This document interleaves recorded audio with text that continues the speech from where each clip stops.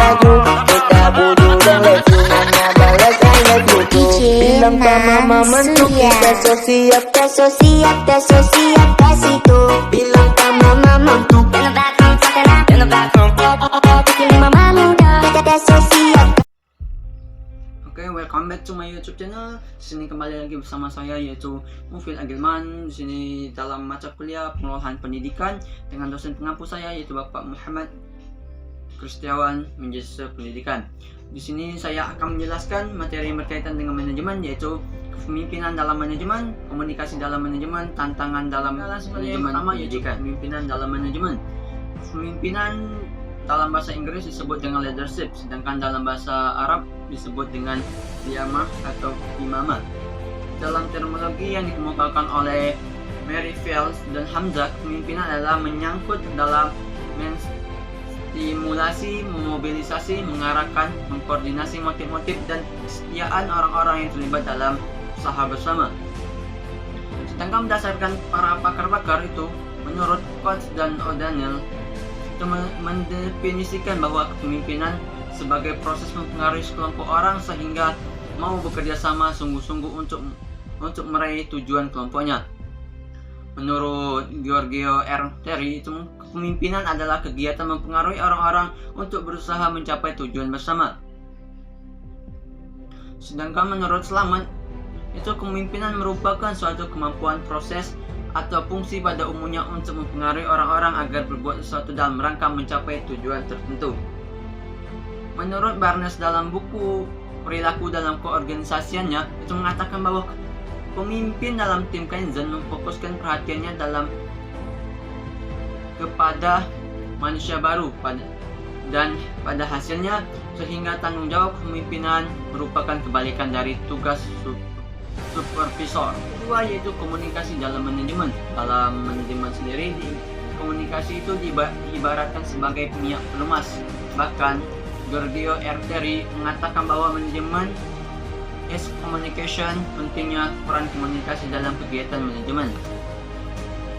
Giorgio R. Terry juga mengemukakan bahwa dalam suatu kegiatan manajemen terdapat 5 bentuk komunikasi, antara lain yaitu yang pertama yaitu komunikasi formal, di mana biasanya terjadi dalam jalur komunikasi formal memiliki wewenang dan tanggung jawab, yaitu melalui instruksi, bentuk lisan, tulisan sesuatu dengan prosedur secara fungsional yang berlaku dari arus atasan ke bawah atau sebaliknya.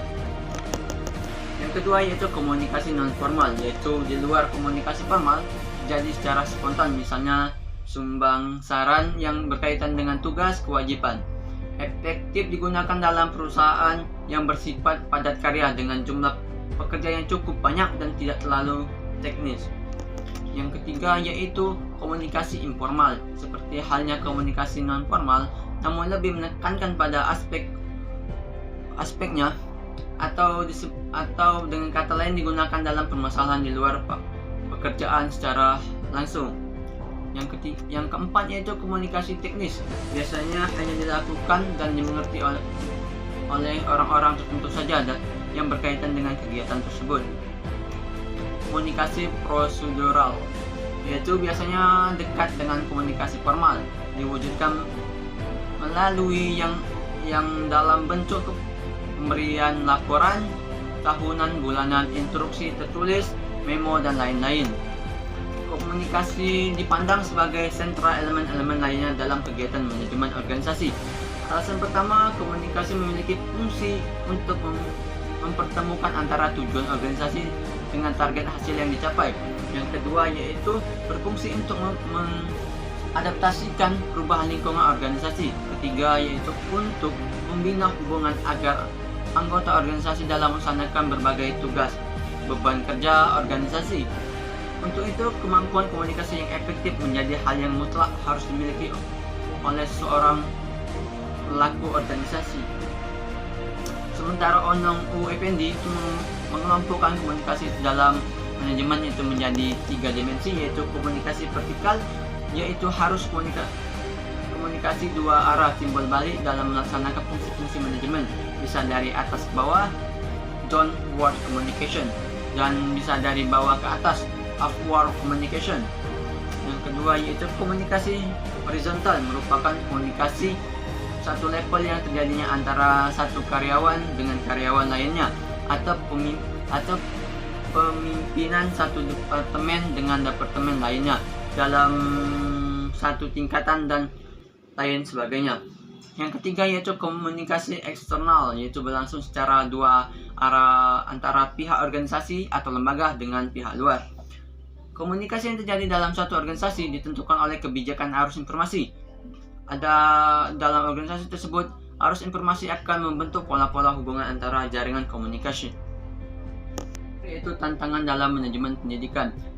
Menurut Ali Idrus, dunia pendidikan Indonesia saat itu setidaknya menghadapi 4 tantangan besar yang kompleks, yaitu tantangan untuk meningkatkan nilai tambahan, yaitu bagaimana meningkatkan nilai tambahan dalam rangka meningkatkan produktivitas, pertumbuhan dan pemerataan ekonomi sebagai upaya untuk memelihara dan meningkatkan pembangunan yang berkelanjutan.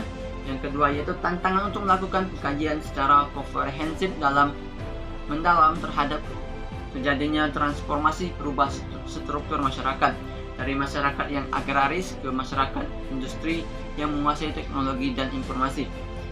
Yang diimplikasikan ada tuntunan dalam pengembangan sumber daya manusia atau SDM. Tantangan dalam persaingan global yang semakin ketat yaitu bagaimana meningkatkan daya saing antar saing bangsa dan meningkatkan karya-karya yang bermutu dan mampu bersaing sebagai hasil penguasaan ilmu pengetahuan dan teknologi dan seni atau iptek. Yang keempat yaitu munculnya kolonialisme politik. Dengan demikian, kolonialisme ini tidak lagi berbentuk fisik melainkan dalam bentuk informasi.